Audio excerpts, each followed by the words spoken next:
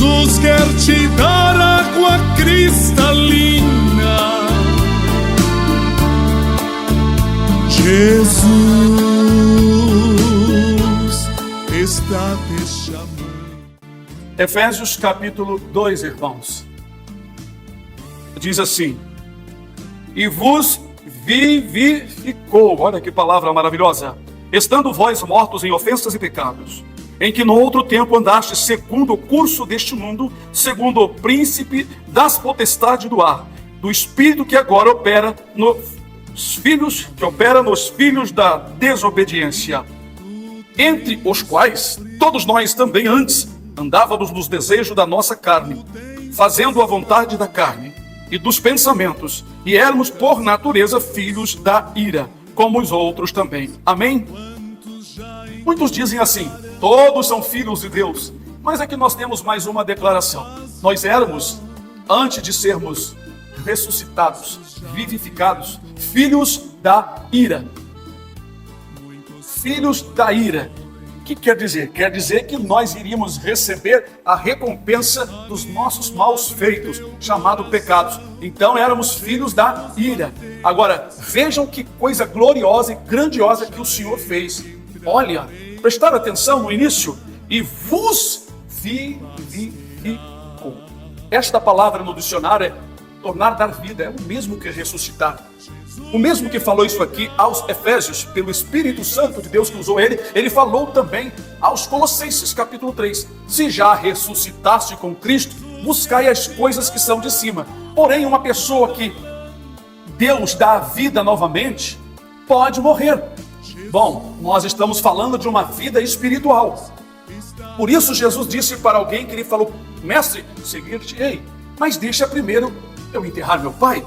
Então Jesus deu uma resposta que nos traz grande entendimento. Ele disse: deixa os mortos enterrar seus mortos. Muito interessante isso, porque o Senhor Deus, ele vê a humanidade assim, mortos e vivos. Quem não tem Jesus está morto. Por isso não entrará no reino do céu aquele que não crer em Jesus, não aceitá-lo, não for chamado por ele, porque a pessoa vai continuar morta no seu interior. É muito interessante isso. Agora, veja como é glorioso saber que vocês receberam vida. Vocês receberam vida. Vocês não estão mortos, irmãos. Vocês estão entendendo a mensagem, a profundidade da palavra? Você é um vivo dentre os mortos. Os mortos podem ter ouro, prata, casas lindas e mais lindas, iates, apartamentos luxuosos, sítios, fazenda, animais caríssimos, mas se eles não têm Jesus, eles estão mortos. Não é uma ofensa. A Escritura nos ensina que Jesus é vida. Por isso ele disse: eu sou o caminho, a verdade e vida eterna. Quando então diz aqui que vos vivificou, significa o que mesmo? Que o Senhor deu vida no nosso espírito, na nossa alma e espírito. Não estamos falando que Jesus deu vida ao corpo físico. Estamos falando de uma vida eterna. Nós temos já dentro de nós a vida eterna. Por isso que as pessoas lá fora não concordam quando dizemos que já estamos salvos. É claro, se permanecermos até o fim. Mas isso é maravilhoso, irmãos. Porque a vida que vocês levavam antes, que nós levávamos antes, era vida de defunto, era vida de mortos. E mortos não entram no reino dos céus, só vivos. O discípulo mais novo de Jesus, na sua epístola, que é uma carta menor, ele disse: nós passamos da morte para a vida. Aí ele explica: porque amamos os irmãos. Porque amamos os irmãos. Quem não ama o seu irmão, não adianta falar da Bíblia, pode falar de capa a capa, está morto. João não falou isso de si mesmo, era o Espírito Santo usando aquele homem. Quem não ama o seu irmão está morto. Quem não ama uma criança está morto. Tem pessoas que vão para as suas igrejas, tem muitas hoje para escolher. Como diz o profeta: o meu povo tornou-se para mim uma árvore de várias cores. Tem tanta igreja para os gostos carnais. Muitos vão ali para o seu culto, para ouvir uma profecia, para buscar proveito próprio. nem sequer sentem amor pelas pessoas, nem pelas crianças, nem pelos irmãos, nem pelos idosos. Só pensam em si. Eu falo isso porque passei, né, em várias denominações. Nós não temos denominações, não carregamos conosco nome nenhum. Nem sou evangélico, eu sou um pastor cristão. Não sou evangélico. Eu prego o evangelho, mas não sou evangélico. Que é isso, pastor? Que é isso? Não tem esta palavra na Bíblia, evangélico. Tem evangelho. Os discípulos também foram chamados de um apelido, cristão. Então eu prefiro ficar com esse nome porque é uma referência ao Salvador, o meu Senhor, aquele que morreu, aquele que salvou e pode salvar a minha alma. Mas, irmãos, a Escritura ela é poderosa quando você presta atenção nas palavras, na profundidade da palavra. Só isso, irmão, dá para pregar. E vos vivificou. Não é a qualquer pessoa que Jesus faz isso. Em João capítulo 1 diz assim, que Jesus veio para os judeus, mas os judeus não o receberam.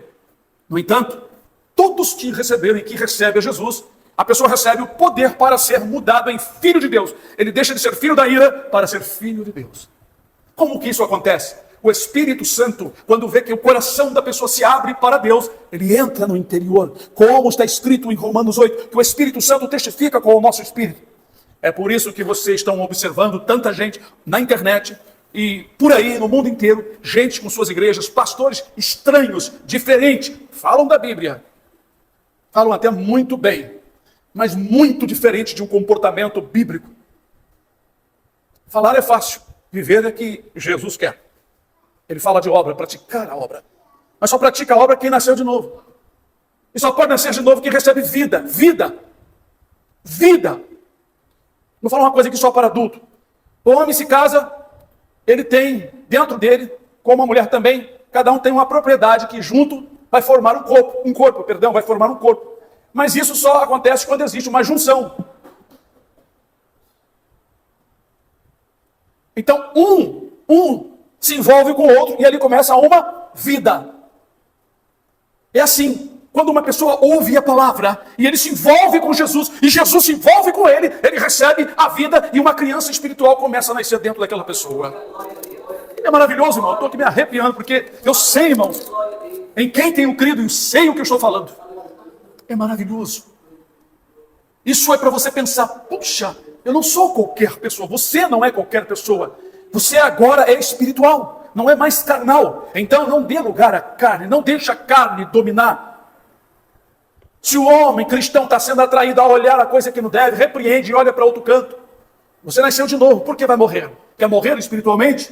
Se a mulher cristã espiritual está buscando a Deus e começa a ver as propagandas de vaidades, tira os olhos disso. Deixa de escutar isto, porque você vai morrer novamente. Como está escrito, filhinhos, ou filhinhas, né? Não ameis o mundo, e nem no que no mundo há.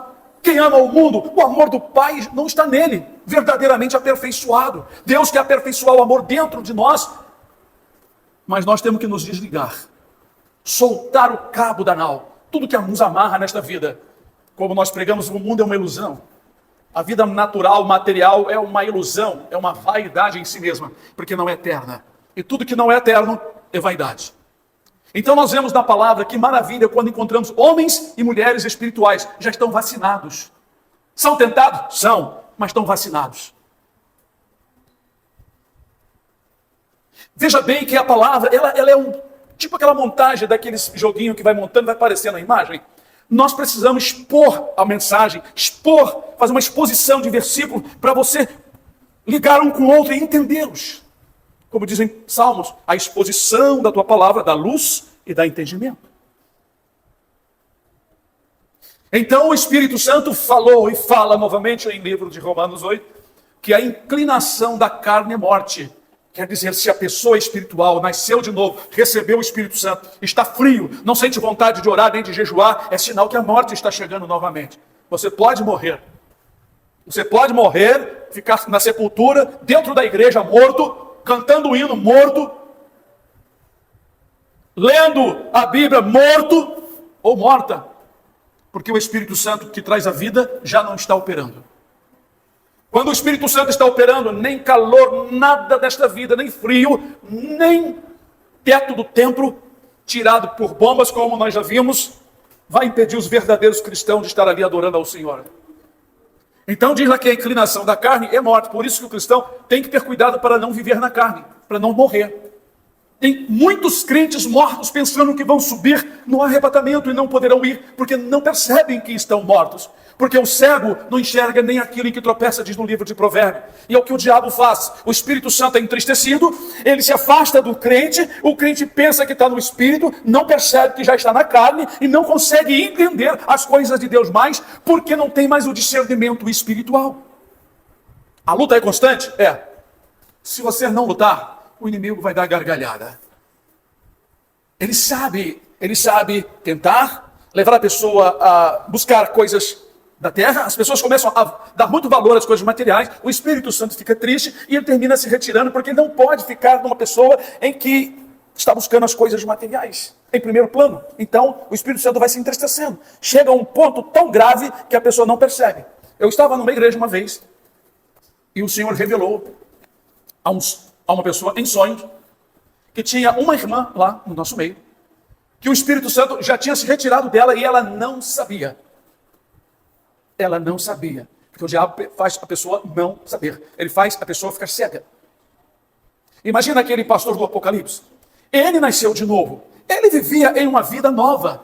Mas, por algum motivo, por não repreender o mal, por ensinar coisas indevidas, ele estava morto. Só que tem uma coisa, ele não sabia. A igreja de Laodiceia é a última igreja na face da terra. Aquela revelação ali, ela reflete para os últimos dias, sendo a 7ª carta, representa esse 7º milênio que nós estamos. E o Senhor disse que o povo de hoje, fazendo referência à igreja de Laodiceia, tu dizes, igreja dos últimos dias, várias denominações, vocês dizem, estamos enriquecidos e não temos falta de nada. Mas tu não sabes, outra vez, porque estão cegos, mas tu não sabes que és um miserável, um desgraçado, pobre, cego e nu. Está despido. Está despido. Cego, não consegue enxergar. Está morto. Está sem vida. Muitos crentes dos últimos dias estão sem vida, porque a palavra está se cumprindo e aviso para nós. Por isso que estamos encontrando uma diferença muito grande. E por isso está difícil ter comunhão com muitos pastores e com muitas igrejas, porque eles traçaram o seu próprio plano, ou seja, o próprio sistema. E afirmam que estão certos, e fazem muitas ovelhas acreditar neles. Mas o Senhor tem sido bondoso para conosco, nos mostrando que nós temos que frear quando os sentimentos naturais da carne querem nos levar para um outro caminho, um caminho que não é o caminho da renúncia, não é o caminho, aleluia, do perdão, não é o caminho de abandonar as coisas do pecado deste mundo, não é o caminho da reconciliação, não é o caminho da santificação.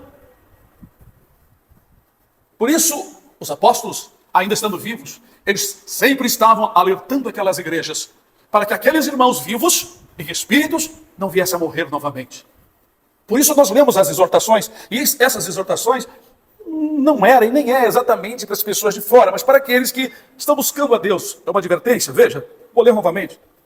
E vos vivificou, estando vós mortos em ofensas e pecados. Ofensas e pecados. Ofensas, coisas que ofendem a Deus. Pecados é a mesma coisa. Quando a pessoa transgride e peca, ele ofende a Deus. E quando a pessoa ofende a Deus, ele está violentando a si próprio. Pois o provérbio diz que pecar contra mim, violentará sua própria alma. E é como se você estivesse socando você mesmo. O diabo faz as pessoas não entender isso. E as pessoas têm prazer em pecar, fazer coisas erradas, ficar com chocarris, vamos dizer assim, coisas que a Bíblia fala. Falar palavras torpes, desejando coisas que não deve desejar, cobiçando coisas que não deve cobiçar, né? Animado para ser rico. Tudo isso a palavra fala que desvia o homem de Deus e a pessoa termina morrendo. Então quem peca contra o Senhor, é claro, está violentando a si próprio, está se autodestruindo. Por isso que a Escritura nos avisa para nós não deixarmos a vida. Quem deixa a vida, ama a morte. No mesmo versículo do provérbio diz, e aqueles que me deixam, amam a morte. Os que pecarem contra mim, violentará a sua própria alma.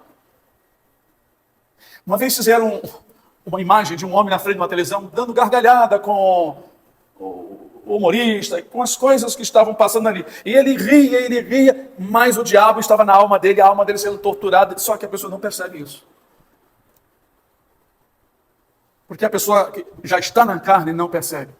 Como que a alma da pessoa é torturada por dentro, enquanto a carne dele está se divertindo. É como o adultério, a pessoa que adultera com os olhos ou adultera na prática, os dois é a mesma coisa, não é? Ele está ali se deleitando, ou olhando ou fazendo, mas a alma dele já está com o pé na cova, no inferno. E para tirar, tem que se arrepender, tem que chorar, tem que pedir perdão. Cada vez que um homem de Deus dá uma olhada numa outra pessoa feminina e fica ali parado, ele já adulterou com ela. E às vezes não sente o arrependimento e nem vontade de pedir perdão. Então permanece morto juntamente com a igreja onde congrega. Versículo 2, em que noutro tempo andaste segundo o curso deste mundo. O curso deste mundo é o que é? É só pecar, é ganância, é coisas materiais, é adulterar, é matar, é roubar, é enganar o outro, fazer trato e não cumprir. Isso aí é o curso do mundo. É nudez, é palavrões, é bebedeira, é glutonaria, comilância. Isso é o curso do mundo. Então nós andávamos nessa vida desenfreada, porque o ímpio não tem freio. Ele deseja uma coisa, ele vai até conquistar aquilo ali. Ele acha que aquilo dali é a felicidade. Depois de conquista, ele tem que sustentar aquilo que conquistou e sofrer por aquilo que conquistou, porque as coisas materiais, elas trazem sofrimento. O próprio Jesus disse isso. Vocês vão receber 100 vezes tanto com perseguição. Eu estou com vontade, eu tenho que comprar isso, eu quero minha meta, eu quero alcançar algo, sabe? Eu estou com uma meta aqui. Depois que alcança, vem as aflições. Porque as próprias coisas deste mundo, elas são acompanhadas de aflição. Principalmente para o povo de Deus. Principalmente. Não vou explicar isso agora. Então, veja bem. Em outro tempo andaste segundo o curso deste mundo. Eu vou fazer um curso. Você vai fazer um curso? Você vai aprender a realizar, não é? Um trabalho, uma profissão. Vai fazer um curso. Nós já andávamos no curso deste mundo, aprendendo, só coisa que não presta. Segundo, diz aqui, segundo o príncipe da potestade do ar, Satanás, o diabo, a antiga serpente, do espírito que agora opera nos filhos da desobediência. Quem trabalha com os desobedientes à palavra de Deus é o príncipe das trevas. Então, quando uma pessoa crer nisso aqui, ele vai ser liberto se ele se aproximar de Jesus. Ele deve saber que as coisas que ele faz contrário à vontade de Deus, ele está andando segundo o príncipe da perdição, do inferno, das trevas. Olha, por isso nós não praticamos mais essas coisas, porque o Senhor Jesus, pelo Espírito Santo, nos ressuscitou por dentro, nos vivificou, nos deu uma nova vida em Cristo Jesus. Agora sentimos prazer em louvá-lo. Nossas lágrimas rolam no rosto quando sentimos sua presença. Ou quando ele fala algo e nos conforta e nos consola. Nós sentimos alegria em cantar hinos. Isso nos faz bem. Os que estão lá fora, chamados de ímpios, que andam ainda na vida morta, não se sentem muito bem com os hinos. Eles gostam dessas músicas aí que falam de prostituição, meu amor para lá, meu amor para cá, você me deixou, estou com saudade. Essa lenga-lenga, o pessoal chama de fossa, sujeira. Uma melancolia terrível. Um dia eu perguntei para um rapaz, quando você faz solo e toca o seu rock, e você fica balançando a cabeça, você não entra em outro mundo? Ele falou assim, é desse jeito mesmo. A gente sai dali. E você sabe o que é isso? Ele ficou assim, isso aí são espíritos que levam vocês, os roqueiros, a fazer até outras coisas. Quebrar guitarra, a fazer sacrifícios, fumar droga. E ele concordou com tudo. Ele disse que isso acontece comigo. E outra coisa, não traz nenhuma felicidade depois. Isso um roqueiro ímpio falou, concordou com tudo que eu falei para ele, porque eu sei pela revelação divina. Aí quando vem tocar rock dentro das igrejas, esses rapazes, esses indivíduos, para não falar outras coisas, eles não são espirituais. As emoções ali da carne. O Espírito de Deus não opera nesse meio, nunca. Pois é trazer as coisas velhas, mortas, para poder vivificá-las nas coisas de Deus. Coisas que são reprováveis. Deus não quer que nós imitemos o mundo para atrair pessoas do mundo, porque elas vão vir por causa do mundo que está dentro da igreja. Se tem alguém lá fora que é ovelha, nós temos que oferecer o alimento de ovelha para a ovelha e apresentar o pastor dessas ovelhas, porque Jesus disse: eu conheço as minhas ovelhas e delas eu sou conhecido e elas me seguem. Ou então eu tenho que andar como o mundo? Rabinho de cavalo, pastores que raspam aqui, tocadores e cantores evangélicos, faz um rabo de cavalo e estão pregando, cheio de emoção. Se eles não se consertarem, pode até algumas pessoas se converterem, mas eles terão que acertar a conta, e a conta está vindo aí, a grande tribulação. Está chegando a hora. Nós temos que nos aprofundar, mergulhar nas Escrituras, renunciar ao mundo. Nós temos que renunciar ao mundo mais do que quando nós aceitamos a Jesus, ou quando Ele nos aceitou. Nós temos que negar as coisas que nos atraem, dizer não, temos que ser forte. Quantos crentes serão torturados? Quantos crentes serão amarrados e queimados com ferro quente para negar a Jesus e receber o sinal da besta? Quantos crentes vão experimentar, irmãos, os ímpios sete vezes, não, 8 vezes pior? Cortamos parte do membro, do seu corpo, arrancando o nariz, furando o olho, tirando a orelha. Isso tudo já foi mostrado que vai acontecer na grande tribulação. Quer ficar aí? Você é forte? Fique. Eu não quero. Só em pensar, eu já quero pedir ao Senhor: Senhor, livra-me, não me deixe ficar aí. E Ele falou para a gente orar. Orar é para que vocês sejam dignos de evitar essas coisas. É necessário orar para evitar essas coisas. O modo como eu estou falando não é ira minha, não é raiva. Se eu pudesse, eu sacudiria todas as pessoas para elas entenderem e o coração se abrirem e essas palavras ficarem pulsando igual o coração. Por quê, irmãos? Todo aquele que é pastor de verdade, eu vou dizer isso, já conheci muitos falsos pastores, feitos pelas suas próprias vontades e por homens. Como diz o profeta, constituíram príncipes, mas eu não sou. Se eles amassem de verdade o rebanho de Deus, estariam pregando como eu estou pregando, no desejo de que não aconteça isso. Para muita gente, Jeremias pregava duro. Mas Jeremias não queria que o mal acontecesse com a nação, ele ficava triste demais. E a maior tristeza é que ele falava e o povo não dava ouvido. Certa vez chegaram para ele e disseram assim: roga ao Senhor, se nós devemos ir para o Egito, o que vai acontecer?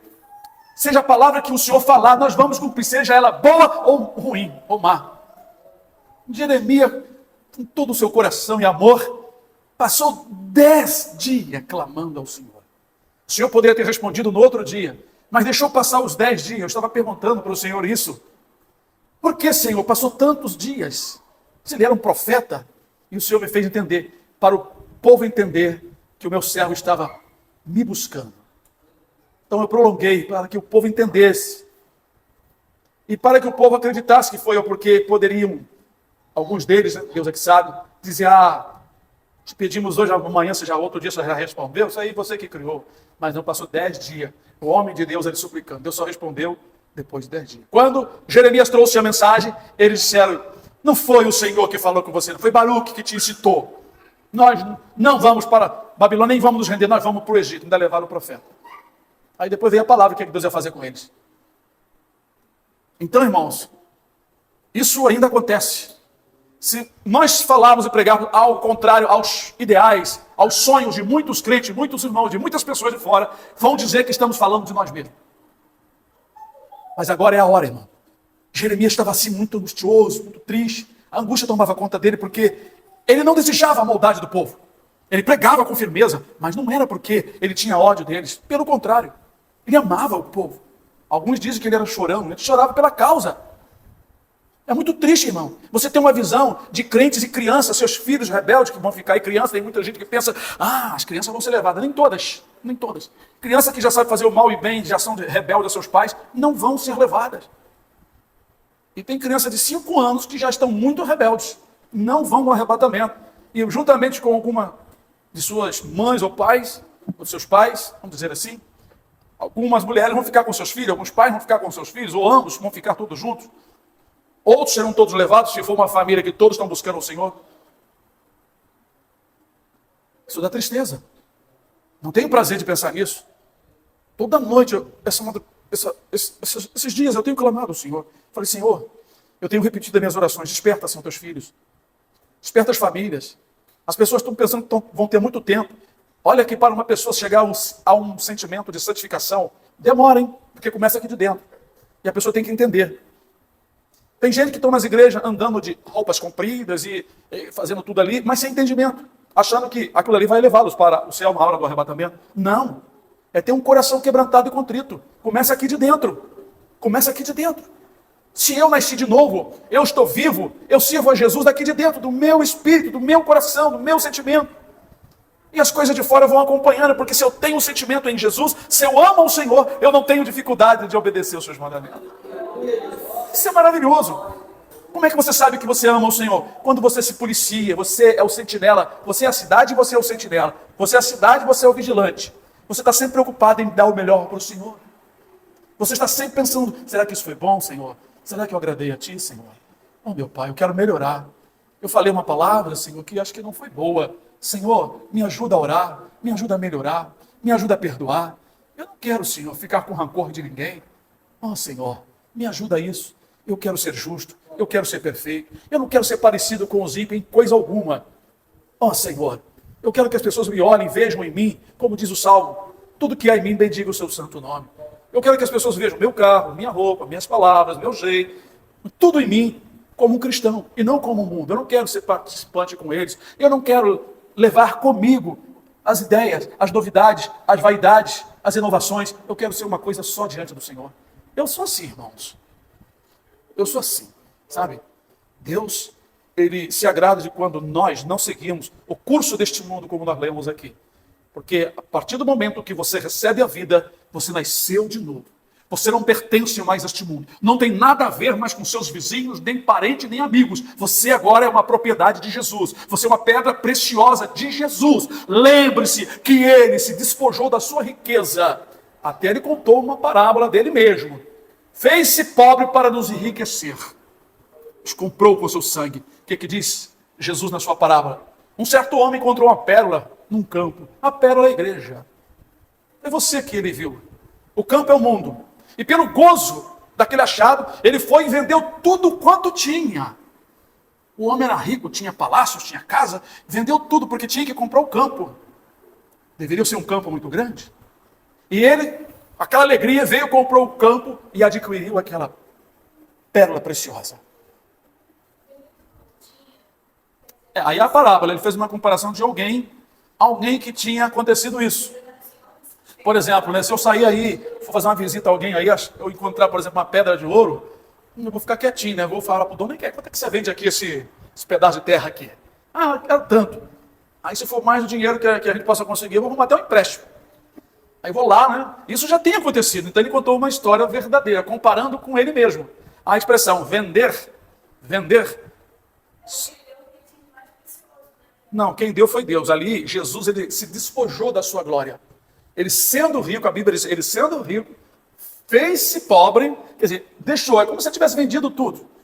Deixou a sua glória lá em cima e nasceu no ventre de Maria como um homem tão simples, uma família tão pobre, não era pobrezinha demais, porque o pai dele, aqui da terra, era carpinteiro. E ele também aprendeu a profissão. Então ele deixou aquela glória, lá ele era servido pelos anjos, a beleza do pai, aquelas músicas bonitas, aquelas coisas lindas lá do céu, e veio morar na terra com a gente. Imagina. Aí quando ele morre na cruz, o preço foi pago. Porque a Bíblia diz que ele comprou para Deus, homem de todas as nações, tribos e línguas, com o seu sangue. Está vendo? Amém? Então, como diz a palavra, os irmãos não devem desprezar a caminhada, a vida, a vocação dos irmãos, a vida dos irmãos, porque foste comprado por bom preço.